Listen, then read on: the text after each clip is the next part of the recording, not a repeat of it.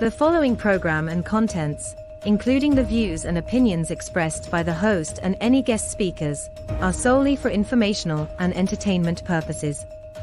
The views and opinions expressed are not endorsed or supported by Relmar McConnell Media Company, the X Zone Broadcast Network, their employees, affiliates, or advertisers.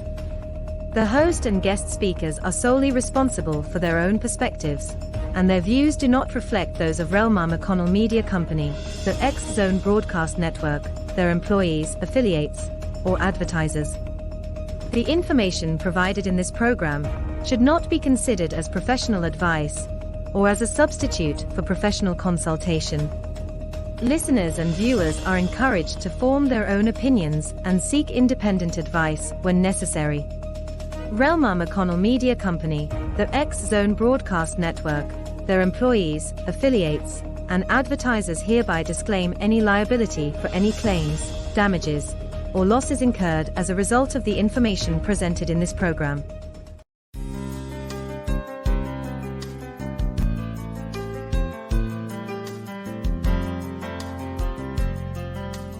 Welcome to Mission Evolution Radio Show with Gwilda Wiyaka, bringing together today's leading experts to uncover ever-deepening spiritual truths and the latest scientific developments in support of the evolution of humankind. For more information on Mission Evolution Radio with Gwilda Wiyaka, visit www.missionevolution.org. And now, here's the host of Mission Evolution, Miss Gwilda Wiyaka.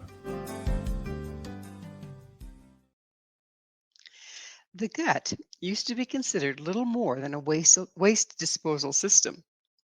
However, more recent scientific discoveries have shown there's ever so much more to the gut than meets the eye. In addition to being considered another brain, how does our gut impact immunity and longevity? Mission Evolution Radio TV show is coming to you around the world on the Exxon Broadcast Network, www.xzbn.net. With us this hour to uncover the hidden functions of the gut is Dr. Robert Silverman. Dr. Silverman is a chiropractic doctor, clinical nutritionist, national, international speaker, author of Amazon's #1 bestsellers, Immune Reboot and Inside Out Health, and founder and CEO of Winchester Integrative Health. He has a Master of Science degree in Human Nutrition and 5 other designations in clinical nutrition.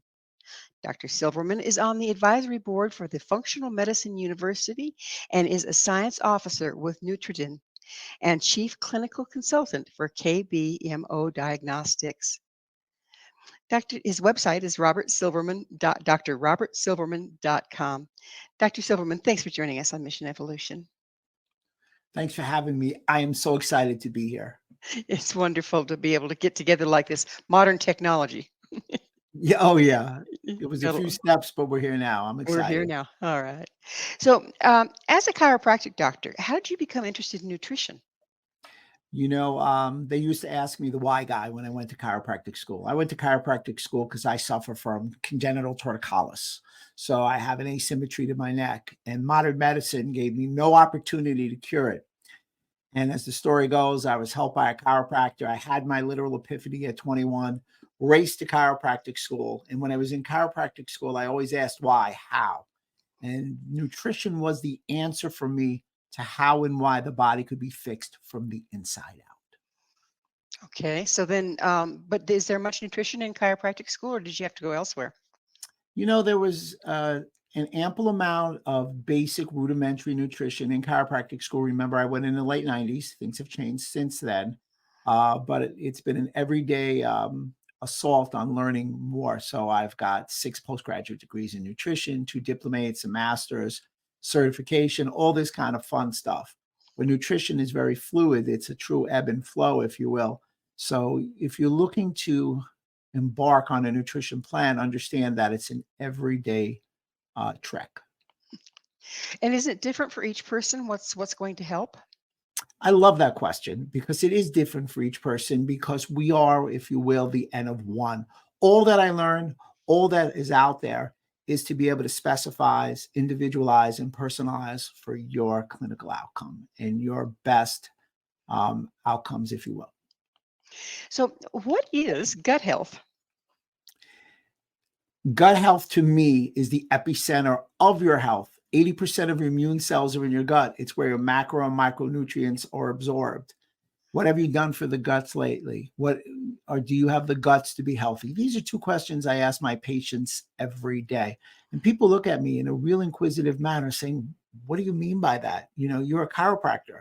I go to the medical doctor. I don't necessarily get an answer. They don't ask these questions. I believe that the backbone of true health is having gut health. I mean, Hippocrates once said, all disease begins in the gut. In the year 2000, 2,500 years later, Dr. Alessio Fasano said, all disease begins in the leaky gut. Okay, and that begs the question, what is a leaky gut? Well, your gut is your screen door. The first time the outside world meets the inside world is when something goes through your gut. And let's be precise. Let's take a step back. Let's give a little description.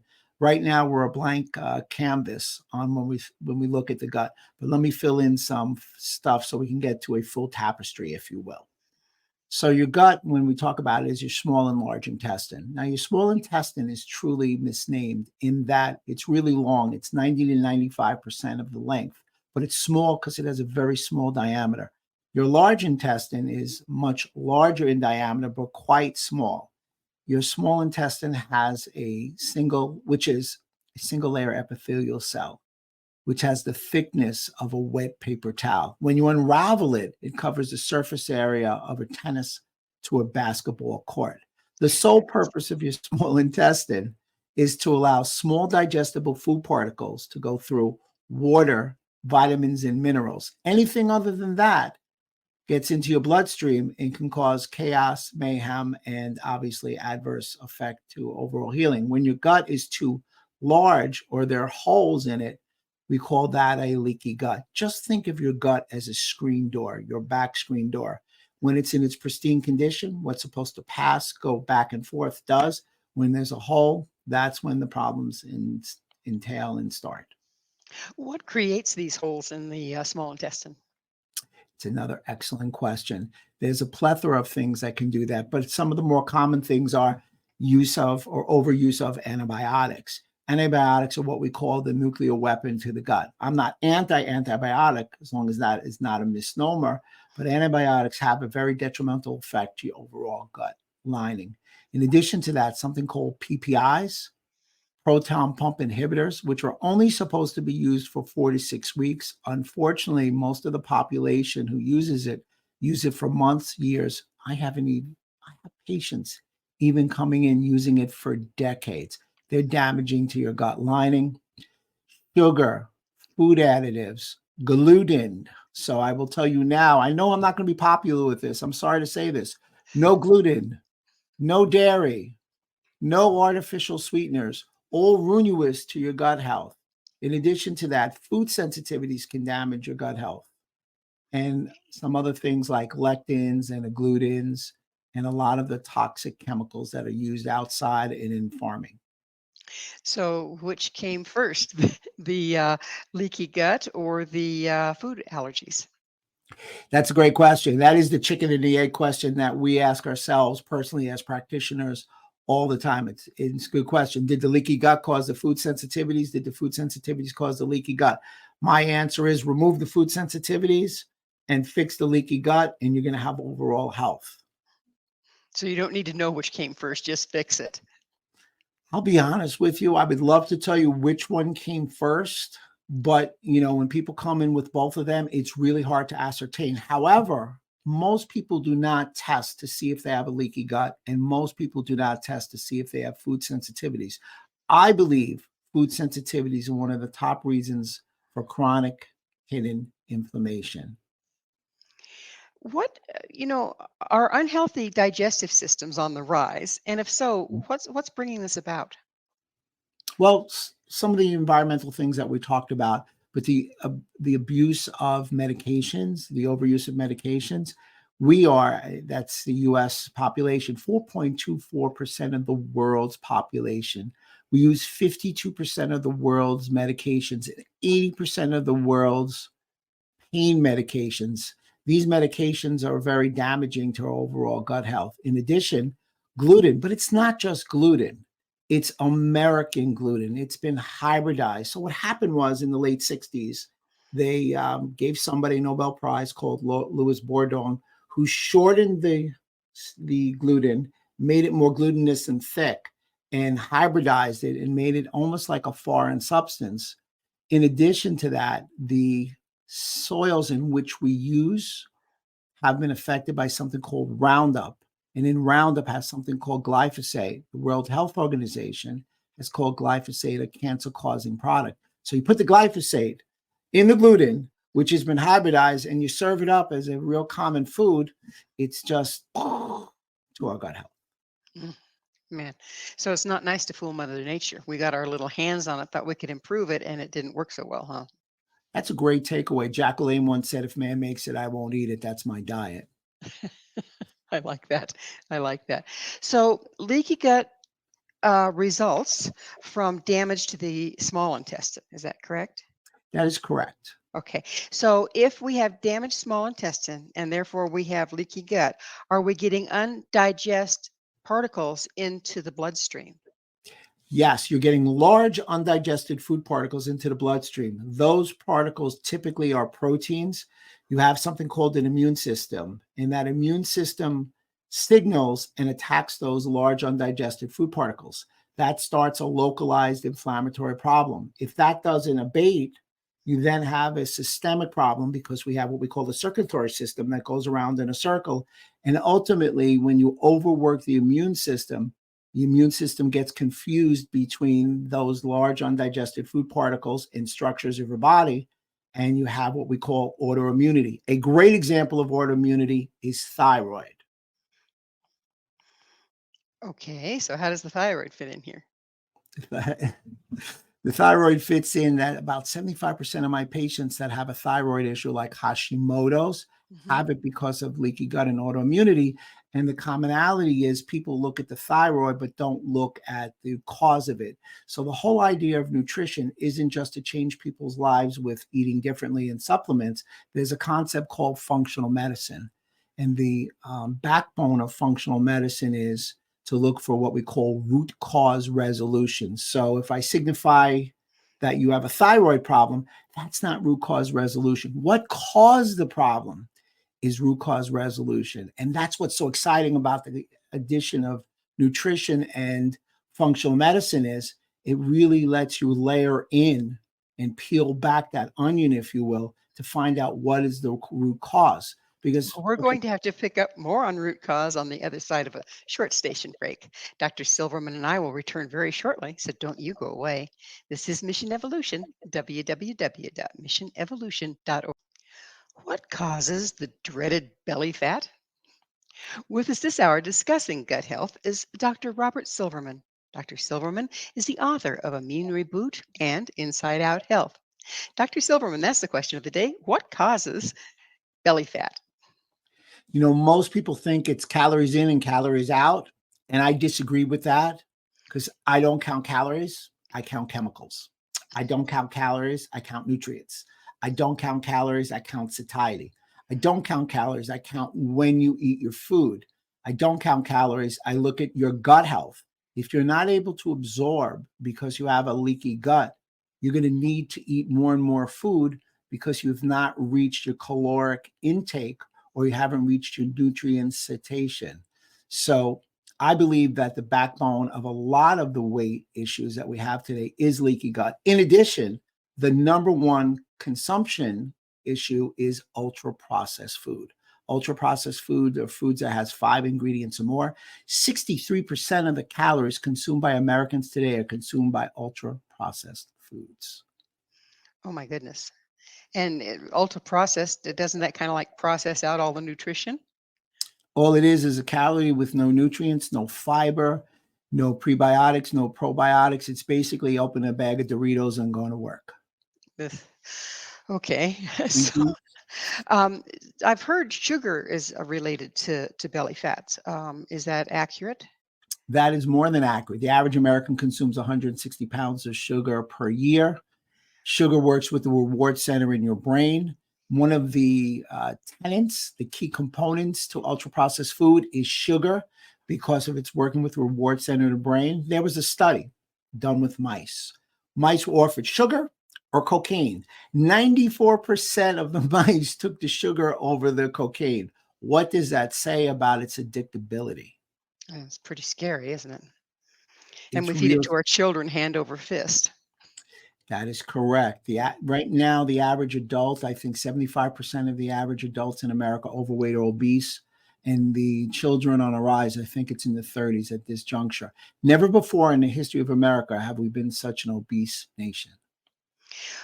Let's talk a little bit about inflammation. I have been told that it's kind of like the basis behind just about every disease we have. Do you concur with that? And where does the inflammation come from? Without question, inflammation is the basis for many of our diseases. And I know we had an overview of longevity. Inflammation is called inflammaging, it's burning from the inside. So inflammation means to set a fire. The problem is that if you don't put the fire out or you let the fire burn too long, it's very detrimental to structures. And believe it or not, fat cells are depositories for toxins. So the bigger the fat cell, the more toxin, the more inflamed you are. So one of the biggest things is to lose the weight and get rid of those toxic structures in a very efficient manner, i.e. detox, which will definitely decrease inflammation. My credo is to manage and modulate inflammation with my patients. Is inflammation, you mentioned that leaky gut leads to inflammation because the larger particles getting into the bloodstream, the immune system going, you don't belong here, attack. Is that the main cause of inflammation? I think that's one of the contributors to inflammation. Inflammation can cause leaky gut. I think a lot of it's our food choices. And I think, Hippocrates was right in when he said, let food be your medicine, let medicine be your food. Good food will stimulate health information in the body. Bad food will stimulate inflammation in your body. Choose wisely. I mean, inflammation isn't a bad thing if you need it, right? Isn't that, it's part of the body's natural function.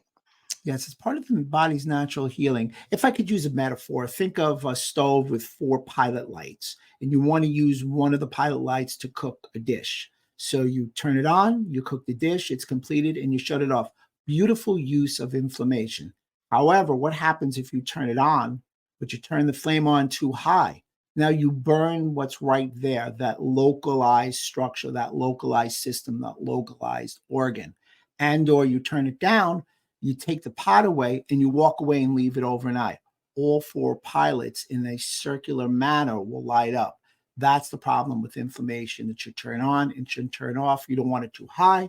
You don't want it to last too long. That's when I want to manage and modulate inflammation. When you spoke about losing weight to get rid of the toxins, if you're losing weight, doesn't that free the toxins up into your bloodstream for a while? It does. It does. And that's why we talk about mixing detoxification with leaky gut formulation. So the two are unified. The gut and the liver are bidirectional. Whatever you do to your gut, you do to your liver. Whatever you do to your liver, you do to the gut. As a matter of fact, I always said that not only is the gut the epicenter of health, it's the bullseye of health. Whatever you do to your gut, you do to your brain. Whatever you do to your brain, you do to your gut. They are bidirectional. Your gut to brain axis, I like to refer to it as the superhighway to health. There's, people are living pretty compressed lives right now, so we very often will get out of bed, hit the ground running, maybe grab a cup of coffee on the way out the door. What is this intermittent eating and not paying attention to the calories we consume as far as making sure that we have enough? What's that doing to us? I think you're referring to the concept of intermittent fasting, and it's been in the news recently because of a horrific poster presentation at the American Heart Association, in that they released that there was a 91% increase in cardiovascular symptomology and a 3.9% increase in cardiovascular issues. But the study was really faulty in that the people in the study already had a predisposition towards cardiovascular, whereas the control did not. That said, it really gives us the opportunity to speak about intermittent fasting. Intermittent fasting or if you will, time restrictive eating, it refers to the idea of allowing you to fast and feed during the day. So I happen to use a numeric that is 14 and 10. For 14 hours during the day and night, I fast, and I have a 10-hour window in which I eat. The literature on health benefits are robust to intermittent fast during the day, in that it's shown that it is calorically restrictive, it promotes weight loss, it supports blood glucose regulation, it is fabulous adjunctive if you have any neurodegenerative disease. And for me, it would be a longevity and a lifestyle hack. Everybody should do some form of intermittent fasting as long as they don't have any major health concerns. So what is intermittent fasting exactly? Intermittent fasting, or time restrictive eating, if you will. Time restrictive eating refers to what happens during the day. Intermittent fasting means you fast for a day, but they're used synonymously in the data. Intermittent fasting means I don't eat for 14 to 16 hours, but I eat in an 8 to 10-hour window. We were made to do that. Our circadian rhythm allows us to understand when to eat. So it's real simple. When it gets light outside, it's time to have breakfast. When it gets dark, it's time to have dinner. The sun, unless you live in Alaska, tells us when to eat and when to stop. Does it also influence our digestion, the sun, the light? The light, yes, but the intermittent fasting, that 8 or 10-hour window, helps our digestion because, our digestive system was not made to be working 16 to 18 hours. Everybody intermittent fast up to about 50 to 60 years ago. With this accessibility to food, we eat all day. Then somebody said we should eat 5 or 6 meals a day, small meals. That has been shown to be untrue. It's actually not healthy for us. It's better to eat smaller meals during the day in a smaller window to really enable us to be healthier and to give our digestive system some time to repair itself. If we could use a metaphor, think of a highway. I'm from New York, LA. Those highways are pretty busy. The longer the highways are busy, the harder it is to do repair to the highway. So at some point, you've got to shut the highway down or limit the traffic to do the repair. The same holds true in your intestinal tract. And so here we are feeding ourselves nonstop with things that aren't good for us.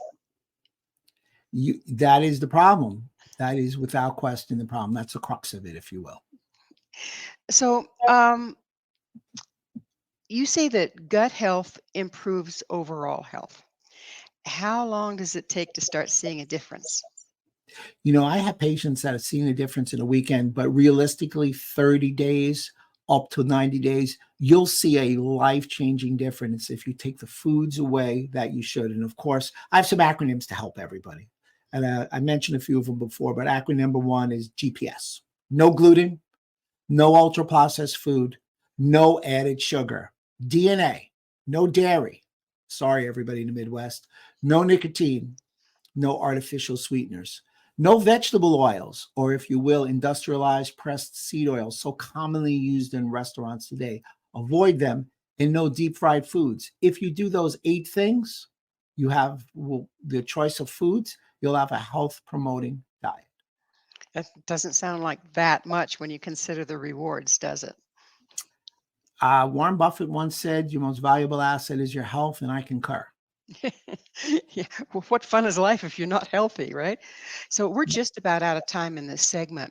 But when we're looking to start to treat, say, leaky gut, what would be the first thing you'd say to address? The first thing I would say is test and not guess. Let's see what kind of leaky gut. Do you have a tight junction damage? Do you have a damage to the epithelial cell? Do you have small intestinal bacterial overgrowth, small intestinal fungal overgrowth? Test and not guess. And then when you can ascertain where your gut health is, you can then have pinpointed, personalized protocols to help your gut knit and heal. Oh, very good. I like that a lot. It is time for that break. We'll pick up on more of that on the other side because I find that extremely interesting. Dr. Silverman and I will be right back to continue this discussion. So please stay right there. This is Mission Evolution, www.missionevolution.org. How long do you plan on living?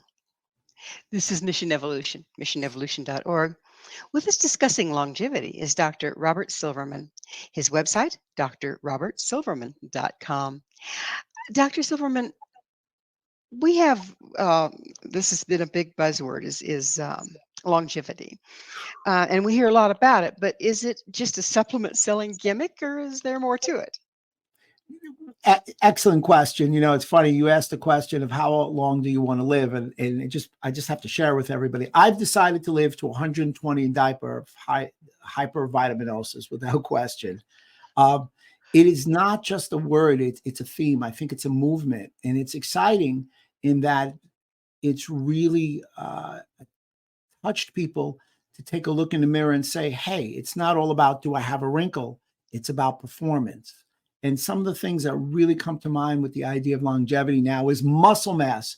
Finally, we're telling people to work out, both men and women together, because muscle mass is the longevity organ. So if you're 40, 50, 60 or more, start considering some weight resistance. Now, that doesn't mean you've got to go out and buy a barbell. Doesn't mean you have to buy a kettlebell or a dumbbell. Weight resistance, body weight. And if you want to use those things that I mentioned, you know, free weights, great. But weight resistance, 50% of your workout should be weight resistance. So the concept of longevity has really stimulated people to consider what's important and start to be healthy. Because to be frank, we need to do something, because here in America, we are without question the most unhealthiest, advanced, industrialized nation in the world.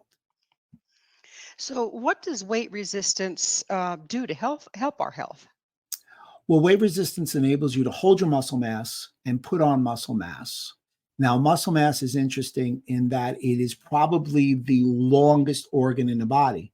Muscle mass also is a virtual endocrine organ in that it helps you dispense and disperse with glucose. So people who have more muscle on their body have lower blood sugar problems. Diabetes and obesity, the combination of diabetes and obesity, are a major concern in America today, leading to the number one killer in America, which is cardiovascular disease. I believe if people cut their sugar in their diet and did some weight resistance, 20 minutes a day, 3 times a week, we would have a whole different health outcome today in America. I have been told that osteoporosis and osteopenia can be improved or avoided by using weight bearing exercise. Where are you on that one? I think that is a component to help decrease the incidence of osteoporosis. Osteoporosis, you know, think of porous holes in the bone. Pena, thinking of a softer bone, more commonly in women than men, though men do have it. I think weight resistant is a great choice. I think a proper calcium, MCHC, microcrystalline hydroxycitrate would be the choice calcium with vitamin D. And you've got to take the vitamin D, you've got to take it with K. I know there's a lot of questions about that. K tells the vitamin D to take the calcium to the bone and not the soft tissue where it could plaque. So you must have the K. And you've got weight resistance, those supplements. And unfortunately for women, they have to watch their estrogen level. When they go through peri and menopausal years, they lose estrogen, and that loss of estrogen also leads them down a path of a loss of bone mass. Well, one thing leads to another, doesn't it? So, It is a cascade. so how is gut health and longevity related? They are intertwined. They are, if you will, the dynamic duo. If you have good health, you should have good longevity. But let's kind of define what longevity is. Longevity is lifespan versus health span. And I like to talk about lifespan, health span, and vitality. So lifespan is how long you live. Health span is how long you live that you're healthy without a chronic disease. And to me, vitality is the secret sauce. Because if you're vital, if you and I say, we're going to go for a hike, you and I, we're going to go for a swim. There are people who have no chronic disease, but can't enjoy their life. So it's all about vitality. Gut health is the backbone to all of those three, because one, the immune system, but two, as we age, our immune system falters. That's why we hear so much about over 65, over 50, all these changes. but really our gut health, which communicates with our immune system through that thin epithelial lining, which had the thickness of that wet paper towel. When that breaks down and what's inside our gut, which is our microbiome, all sorts of an ecosystem, bacteria, viruses, and fungi, when that changes, when that neighborhood changes to more adverse bacteria versus beneficial bacteria, the cascade of our health just drops dramatically. It is a precipitous drop. Let's talk about bacteria. We always think of bacteria as something that you want to destroy. And of course, if we're taking antibiotics, it's probably taking care of a lot of that, whether we want it to or not. But you were just talking about healthy bacteria versus non-healthy. Would you go into that a little bit for us? That's a great lead in. We are made up of 10-to-1 bacterial cells to human cells. So anybody who just looks at bacteria all the time is quite myopic. Because, or I should say, if they look at human cells, they're quite myopic because of that 10-to-1 ratio. We need a certain amount of beneficial bacteria. As a matter of fact, the number is almost precise in that we need about 85% good bacteria.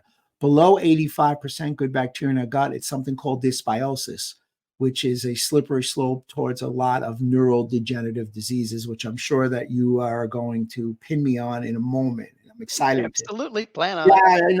Yeah, I feel it coming. I love it. The avalanche of questions is outstanding because as long as I can answer in an evocative manner, somebody's going to benefit because I believe that health is paramount to everybody. That said, let's go in reverse and let's get to talk about that bacteria. Our ecosystem, our gut is an ecosystem. I grew up in the Bronx, which is, an interesting borough and an interesting neighborhood to grow up in. It's a neighborhood. So there's both good and bad bacteria, if you will. There's yeast, there's viruses. So the good bacteria has to push out the bad bacteria. And we need the good bacteria because the good bacteria has health promoting properties. So much so, we don't want just good bacteria. We want various kinds of good bacteria, or if you will, what we like to refer to as biodiversity of bacteria. Where do we get the good guys and how do we get the bad guys out of there? Well, the good guys come from good food and a good probiotic, but let's talk about foods, fruits, vegetables, nuts, legumes, but we always talk about bacteria and probiotics. Yes, you heard me say I take 2 probiotics, but everything always starts with food, hence the term supplement, supplemental to lifestyle and food. But I think now the key element, the Superman of your gut, if you will, is now prebiotics and or fiber. Prebiotics are a soluble or an insoluble fiber that feed the probiotics. The average American only consumes about 8 to 15 grams of fiber. We need 35 to 50 grams of fiber. It has been stated in various articles that if you increase your consumption of fiber by 10 grams, you decrease your mortality by 24%. So eating more fiber is really a key element to overall gut health and to ensure that your ecosystem, your bacteria that's going on in your gut gets fed. Because if you don't feed it, it's going to turn around and eat your gut lining and you're going to get leaky gut, even if you take a probiotic. So the prebiotics are every bit as important as the probiotics.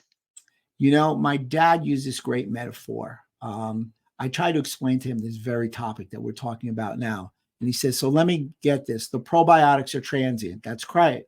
You always have to replenish them. They don't stay forever. So they're like a guest in a hotel. Yeah, Dad, you could do that.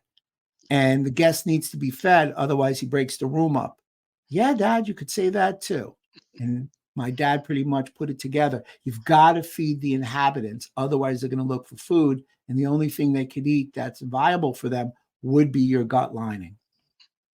Looking for food in all the wrong places. Correct. Correct. So what are some of the emerging longevity trends that you're most excited about? I'm excited about the concept of, the Italians once said, interestingly enough, dulce fa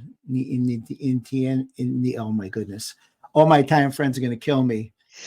Dulce fa niente, meaning the sweetness of doing nothing. The concept of longevity, maybe take a step back and relax. That would be number one. Number two, the concept of changing what we eat. Another thing that comes to mind in the longevity trends that are exciting is to restore the body, but also prevent the downslope of injury. Some of the interesting supplements, if I can, breakthrough supplements, the one that comes to the mind, Beeping Red Light, the superhero of them all, or the Marvel comic book character, because it's called the Wolverine supplements, BPC 157. It's a peptide that can come in oral form. BPC means body protective compound. It has a plethora of possibilities for you, one of which is angiogenesis. It allows blood vessels to regrow. It also helps fix with leaky gut. It's great for long COVID. It also slows down delayed onset muscle soreness, which means it slows down your achiness after workout, enables you to recover, and it actually comes from gastric juice in your body. So for me, I'm real excited about the possibilities of sharing this with patients. I happen to take it every day on my own. So it's a supplement that you can purchase at a store? Yeah, you can get it. You can get it online. That is correct. Pretty fascinating. So how long has it been out? It's been out. I'm pausing because it's really started to come to the forefront in the last 2 years. It was first discovered, are you ready for this, in 1993. Oh my So it goodness. stood the test of time. Stood the test of time. Well, it's time for us to take another station break. Please stay with us as Dr. Silverman and I continue to explore longevity, gut health, and immunity. This is Mission Evolution, www.missionevolution.org. Short of sitting on a case of beans and toilet paper with an assault rifle, how can we prepare for the next pandemic? This is Mission Evolution, missionevolution.org. We're continuing our discussion with Dr. Robert Silverman, his website, drrobertsilverman.com. So, Dr. Silverman, we have, COVID's kind of taken a back burner, but it hasn't really. I mean, we're seeing people with long COVID and, it keeps mutating and we keep getting sick with it. How can we boost our immune system? What do you see as being our best defense against the next pandemic? Well, the first thing I would do to boost our immune system would be cut down on our sugar intake. It has been shown that 300 calories of sugar decreases our immune effectiveness by 50% over the 2-hour period. So if you want your immune system to function well, stop eating sugar. If you want your immune system to function well, try and exercise daily. If you want your immune system to function well, eat a good diet full of fruits, vegetables, legumes, grass-fed beef, wild smash fish, salmon, mackerel, anchovies, sardines, and herring. Meditate, keep your stress levels down. And here are a couple of supplements that seem to really boost the immune system: zinc, magnesium, vitamin D. Did you know that vitamin D shouldn't be called a vitamin? It's actually a steroid hormone. 70% of Americans are deficient in vitamin D. Vitamin D is able to get into a receptor site into the nucleus and actually affects the DNA. It's worth 5% of our genome. It was said through, I think it was 6 large clinical studies, that if you had a vitamin D level of over 50, you had a statistical 0 of dying, whether you were vaccinated or not vaccinated. L-glutathione is another great choice. Talked about that a little before. And last but not least, something that people don't look at a lot for a supplement, astaxanthin. That's the known as the coloring to the shrimp and the salmon, a beautiful antioxidant for overall health. So, long COVID, it seems to be a lot of neurological involvement. How does gut health affect our neurology? Well, as we said earlier, there's a gut to brain axis, and long COVID is a very personal thing to me because my mom at 90 contracted COVID. She's almost 95, and she went from a very lucid woman who had almost total recall of every experience that she had in her life to someone who gives me one-word answers now. So it's very hard and very personal to me when people talk about long COVID. I happen to treat a lot of patients with long COVID. So the gut is an interesting thing.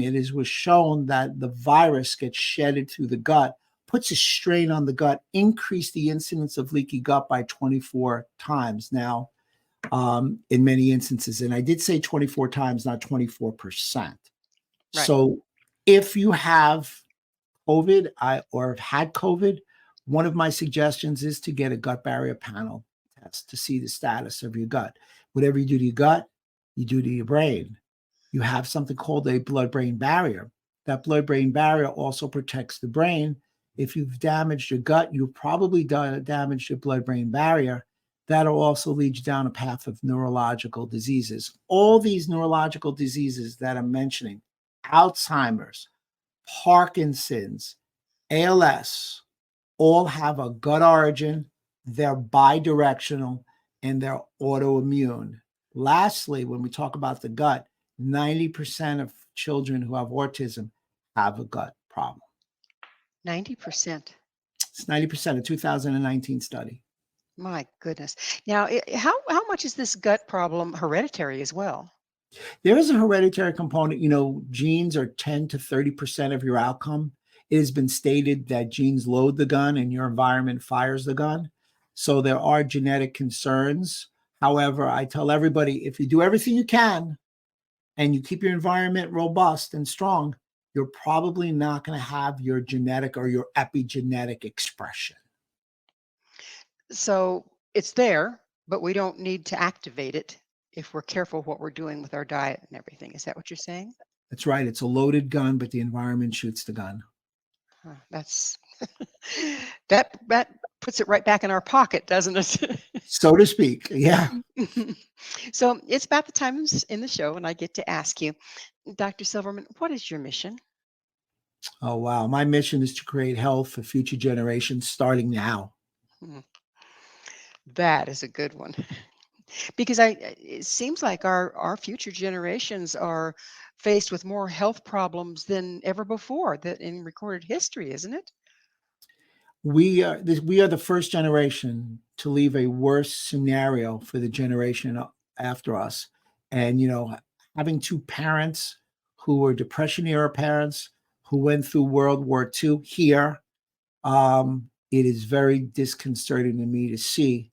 And if my ability in us to have this conversation on this venue allows one or two people to change how they are, I'll do this all day, every day, 365, 24/7.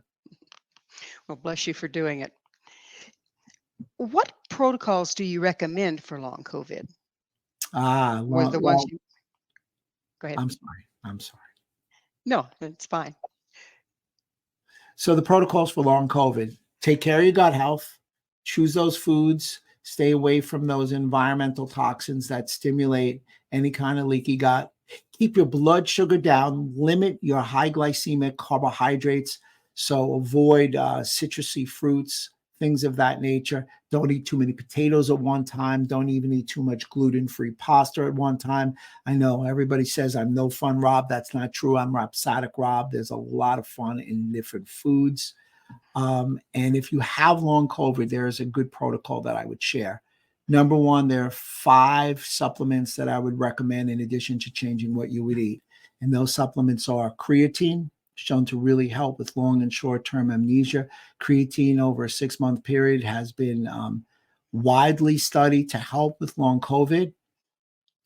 Taurine, believe it or not, an amino acid, is shown to help with long COVID. BPC 157, the Swiss Army knife of health. Vitamin D, which we talked about before. Vitamin D is a virtuoso source because it provides a swath of health-promoting properties. And last but not least, believe it or not, once again, that pre and probiotic are going to help you because you want to keep your gut in its most pristine condition and you want to keep your ecosystem strong with a lot of biodiversity. Some modalities that people should seek out for long COVID that I found to be wonderful would be a non-thermal low-level laser. That electromagnetic transfers of energy is able to stimulate mitochondrial function. One of the biggest problems with long COVID is fatigue and mitochondrial fatigue. And one of the reasons that long COVID leads to some of the neurodegenerative disease is mitochondrial dysfunction is one of the components of neurodegenerative disease. I think the conversation in 2 years that we're going to have is all about mitochondrial dysfunction, trying to have mitochondrial function. So for us lay people, the mitochondria is Mitochondria is the powerhouse of our cell, which produces ATP. So it's our ability to produce energy. We need to produce efficient energy. Otherwise, we're tired. By the way, the mitochondria is in every cell of the body, and our brain is our number one mitochondrial organ. And so is that start to explain why the COVID has such impact on people's brains? We call it COVID brain. People lose their memory, all that stuff. That's right, because it shuts your ability to make energy off. You can't produce energy, and your brain becomes dysfunctional. And I think number two is because it damages the blood-brain barrier, which portends neurodegenerative disease. Just amazing, the way that cascades. So how can we best approach this? What's going to be the first step that you would recommend that people take so that we are more robust? Because these diseases aren't going away, particularly not COVID. Where do we start as individuals? I think we have to start in realizing that health is wealth. It's not something that's our right. It's something we actually have to earn. I think we actually have to start asking the doctors to try and do a better job and start testing for our immune health. So I believe that you're only as old as your immune system, and you're only as young as your good immune system. I think we still have to start asking some biomarkers of overall health. Some of the ones that I would recommend that I don't see often enough. Guys, everybody take a pen and a paper, pen and a piece of paper out. You're really going to want this. Everybody should check their hemoglobin A1C, which is their average blood sugar over a 90 to 120 day period. That will really let you know where you are and really lead to let you know if you have good immune health. Your vitamin D levels, we talked about that before. Believe it or not, when it comes to neurodegenerative disease, which is part of immunity, believe it or not, I would have everybody test their ApoE status. So you have three options: ApoE2, which is less than 1% of the population. You'll never see Alzheimer's. ApoE3, which is what I have, you're basically in neutral if you're a car. You can go forward if you're leading a good lifestyle. You go into reverse if your lifestyle bad. ApoE4 increases your incidence of Alzheimer's by 80%. So I would strongly suggest to live the anti-Alzheimer's lifestyle, which is something that we shared before: good food, exercise, avoid environmental toxins, decrease your sugar. Well, it is, unfortunately, we could go on and on. We're out of time. Dr. Silverman, thank you so much for taking the time to come on and share this with our audience. It's been my pleasure. And don't forget, as Jim Rohn once said, take care of your body. It's the only place you have to live. Bless your heart. Our guest this hour has been Robert Silverman, Dr. Robert Silverman. He's the author of Immune Reboot and Inside Out Health. To find out more about Dr. Silverman, where you can find his books and all he has to offer, visit his website, drrobertsilverman.com. This has been Mission Evolution with Gwilda Wiyaka. For more information, enjoy our past archived episodes, visit missionevolution.org. And we'll see you next time. We're going to bring more good things to help with your evolution.